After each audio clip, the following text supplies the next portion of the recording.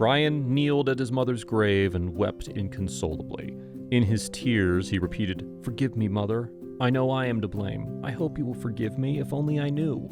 People were walking by and saw the young man weeping and asking for forgiveness at the grave, but no one said anything. It's quite common to see a person crying in a cemetery. Suddenly, a little girl approached him. Little did he know what would result from that little encounter. "Hi, why are you crying and asking for forgiveness? Did you do something wrong?" the little girl asked. "It was my mother, and yes, I did a bad thing. I left her to die alone. But who are you?" "My name's Anastasia." Brian was surprised that a strange girl approached him and started talking calmly. He was even more surprised at how relieved he was with the little girl. What a beautiful name. As he rose to his feet, Brian said to the girl, "Where are you from, little girl? What are you doing in such a sad place?" "I live nearby and come here every morning to find some money for food." "Food money? But you're just a little girl."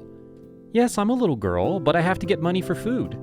I like cemeteries because people here are usually very friendly to me, and that way I can get money." The man was amazed that such a little girl had to beg for money to eat. "Today, you don't have to beg for money anymore. I'll give you anything you want," he said, and he took the girl to the store to buy her food and sweets. Little Anastasia was thrilled. Although strangers often gave her money, she had never been taken to a store. "Thank you very much for all these groceries. I assure you they will come in handy," said the girl. "All right, little one, don't worry. But how will you get all these packages home? Let me take you." Anastasia accepted the offer from the noble stranger, loaded all her purchases into the car, and showed him where to go.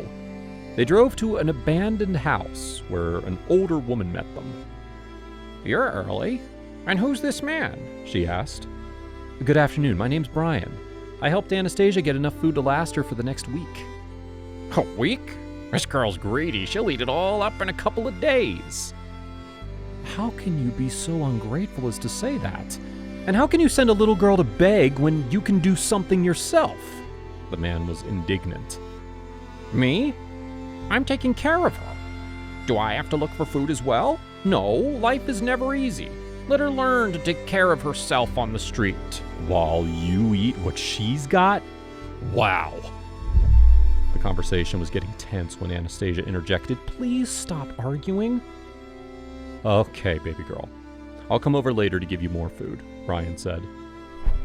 Brian was a very well-to-do man who had no problem helping those in need. But this little girl touched his heart. He did not understand why such a little girl had to fetch food from the streets. He was so surprised by what had happened that he even started to think about adopting the girl and giving her a better life.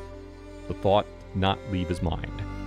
After this happened, he began to visit Anastasia frequently. He went to her house every week and brought her bags full of groceries so she no longer had to beg on the street. One day, Anastasia asked why he was begging on her mother's grave that day, and Brian told her his story. It turned out that the man had not always been a millionaire. He lived with his mother, who cared for him alone. But when he turned 18, his father, whom Brian had never seen before, suddenly appeared. The man apologized to his son for abandoning him as a child and offered to go with him, travel the world, and earn money. His mother didn't like the idea. "You want to take my son away from me," she repeated to her ex-husband. But Brian agreed and went traveling with his father. During this time, the young man learned a lot from his father and became a successful businessman. He made a lot of money, but completely forgot about the one who gave him life and cared for him as a child. But when he returned home, it turned out his mother had already died. That's why he asked for forgiveness at her grave. The girl was disappointed, but tried to support the man anyway. "I didn't know my father either," she said, making Brian even more heartbroken. "I know I should have taken care of my mother. It was my mistake and I regret it. But I will never leave anyone who needs me again, I swear," Brian said. This conversation got him thinking about adopting little Anastasia. He had abandoned his mother when she particularly needed him, and he didn't want that to happen again. He knew he would not forgive himself if something happened to the girl, and he could not help her. When Brian talked to Anastasia about it, she happily agreed. She was finally happy to have a father. The older woman didn't mind either. She didn't seem to care, as it turned out she was a cousin of Anastasia's dead mother. She took the baby out of pity, but she quickly became bored with her and no longer knew how to get rid of her.